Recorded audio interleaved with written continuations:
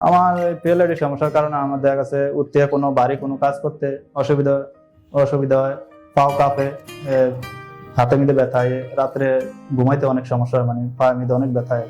তো আপনি যখন প্রথম সেশনটা নিয়েছেন, তো নেয়ার পরে কি কোনো উন্নতি বুঝতে পেরেছিলেন? ব্যথা বেদনা কি কমেছিল? নেওয়ার পরে মোটামুটি 40% উন্নতির দিকে 40% ব্যথা কমে গেছে এখন? কমে গেছে। চিকিৎসার আগে আপনার যে সমস্যাগুলো ছিল, এই সমস্যাগুলো কি এখন আছে? বা ওই যে রাতে বললেন যে পায়ে ব্যথা কোনো হয়, ব্যথা আসে না, কোনো হাতে কোনো ব্যথা ঝিঝি আসে না, অবশ, পাও কোনো অবশ আসে না, এগুলো নাই? মোটামুটি সুস্থ আছে। এবং আপনার কাছে এখানকার চিকিৎসা খরচটা কেমন মনে হয়েছে অন্যান্যদের তুলনায়? চিকিৎসার এখানকার খরচ আমি মনে করি বেশি না, এখানে অল্প খরচে বাস চিকিৎসা উন্নত, মানে সামর্থ্যের মধ্যে। আসসালামু আলাইকুম স্যার। ওয়ালাইকুম সালাম রাহমাতুল্লাহি ওয়া বারাকাতুহু। স্যার, আপনার শারীরিক কি অবস্থা? আলহামদুলিল্লাহ অনেক আগের চেয়ে অনেক উন্নত। অনেক উন্নত। স্যার, আপনার আজকে তো 10 দিন পূর্ণ হয়েছে, তাই না? জি, আমার চিকিৎসা চিকিৎসা শেষ। আপনার মূলত কি সমস্যা ছিল? আমার হাতে মেদে ব্যথা হইতো, পিএলআইডি সমস্যা, পায়ের দিকে ব্যথা হইতো, মাজা পুরো ব্যথা থাকতো। আচ্ছা, আপনার সম্পূর্ণ কষ্ট হতো। আপনার সম্পূর্ণ বিস্তারিত আমরা শুনবো। সর্বপ্রথম আপনার পরিচয়টা জানি, আপনার নামটা বলবেন। আমার নাম মোহাম্মদ জাভেদ, চাঁদপুর কচুয়া থেকে এসেছি। চাঁদপুর কচুয়া? চাঁদপুর কচুয়া থেকে আমাদের আরো অনেক রোগী আসে, জি, চাঁদপুর থেকেও আসে। তো স্যার, আপনি কি প্রবাসী? জি, আমি প্রবাসী। কোন দেশে থাকেন? আমি সৌদিতে থাকি। সৌদিতে। আচ্ছা, আপনার পেশায় আপনার সেখানে কি করেন? পেশা আমি এখানে ইলেকট্রিক্যাল পাইপ ফিটের কাজ করি। আচ্ছা আচ্ছা, বেশ জটিল কাজ করেন। তো স্যার, আপনার এই যে পিএলআইডি সমস্যা, কোমর ব্যথা, এই সমস্যাটা দীর্ঘদিন কতদিন যাবত মানে আপনার এই সমস্যাটা? আমার এই সমস্যাটা দেখা দিচ্ছে দীর্ঘ 5 বছর ধরে এই সমস্যা। 5 বছর? 5 বছর। আচ্ছা, এটা লম্বা সময় অনেক। তো জি। এই পিএলআইডি সমস্যা আপনার শারীরিক কি কি সমস্যা হয়?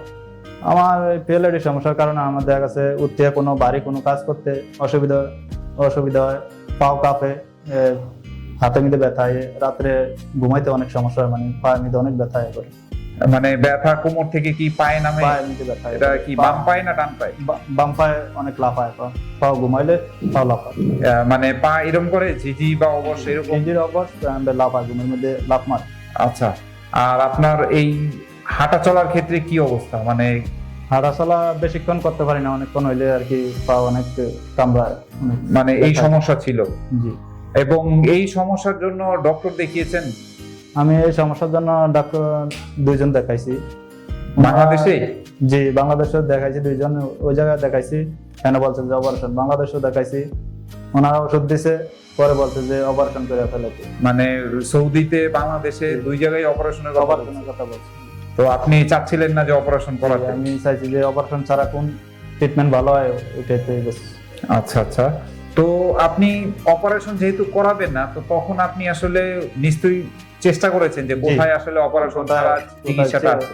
তো আমাদের এই সম্পর্কে, মানে রাশেদ স্যার সম্পর্কে কিভাবে জানতে পারলেন? স্যার, আমি ইউটিউবে অনেকে ঘাটাঘাটি করে দেখলাম যে স্যারের একটা ভিডিও দেখলাম, ওইখানে অনেক লোক ভালো হইতেছে, অনেক রিভিউ দেখলাম, তো সেখান থেকে সিদ্ধান্ত নিলেন যে এখানে। এটা কি আপনি সৌদি থাকাকালীনই দেখেছেন না বাংলাদেশে আসার পরে? জি, সৌদি থাকাকালীন আমি দেখেছি। মানে ওখান থেকে ফলো করেছেন স্যার? ওইখান থেকে দেখে এখানে আসছি। আচ্ছা, তো ওখান থেকে দেখার কতদিন পর আসলেন? ওইখান থেকে বাড়িতে আসার 1 মাস পরে আমি এখানে আসছি। মানে প্রায় 1 মাস যাবত স্যারকে ফলো করেছেন? জি। যে এখানে চিকিৎসার ব্যবস্থা কিরকম? 1 মাস পরে এখানে। আচ্ছা, তো আসার পরে স্যারের সাথে তো দেখা করলেন, তো কি বললো স্যার?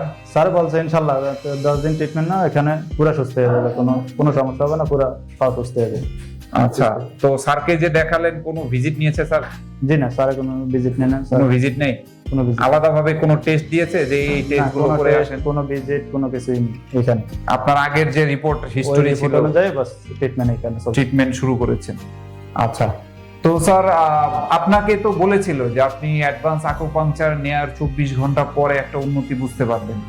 তো আপনি যখন প্রথম সেশনটা নিয়েছেন, তো নেয়ার পরে কি কোনো উন্নতি বুঝতে পেরেছিলেন? ব্যথা বেদনা কি কমেছিল? নেওয়ার পরে মোটামুটি 40% উন্নতির দিকে 40% ব্যথা কমে গেছে? কমে গেছে।